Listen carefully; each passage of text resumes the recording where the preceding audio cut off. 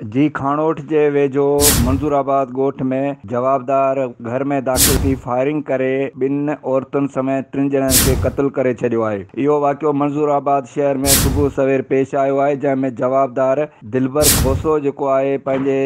अज़ीज़ चन्नेसर खोसो जे घर में दाख़िल थी जदीद हथियार सां फायरिंग करे ॾिनी, जंहिंमें 40 सालनि जो घर मालिक जेको आहे चन्नेसर पुटु चाकर ख़ान खोसो मौक़े ते मारिजी वियो आहे, जॾहिं त उन सां गॾोगॾु नूरा ज़ाल चन्नेसर खोसो ऐं उन जी धीउ जेका आहे सितारा खोसो जेके आहे ज़ख़्मी थी पिया, जिन खे LMU हॉस्पिटल जामशोरे मुंतक़िल कयो पियो वियो त नूरा रस्ते में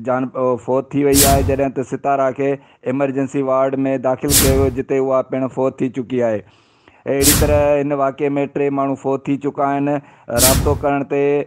खानोठ थाणे जी पुलिस जो चवणु आहे त वाक़ियो जेको आहे पुराणे तकरार तां पेश आयो आहे, संगावती तकरार तां पेश आयो आहे, जॾहिं त जवाबदार वाक़े बैदि फ़रार थी वियो आहे ऐं लाश जेके आहिनि काग़ज़ी कार्रवाई बैदि वारसनि हवाले कया पिया वञनि। फौती जेके डेड बॉडी आंदियूं वियूं आहिनि हॉस्पिटल, उन्हनि सां गॾु आयल औरत इहो ॿुधायो त जेको आहे 3 ॾींहं अॻु में पिणु उन्हनि साॻियनि जवाबदारनि घर ते हमिलो कयो, फायरिंग कई, जंहिंजी दांह खणी जेको मक़तूल आहे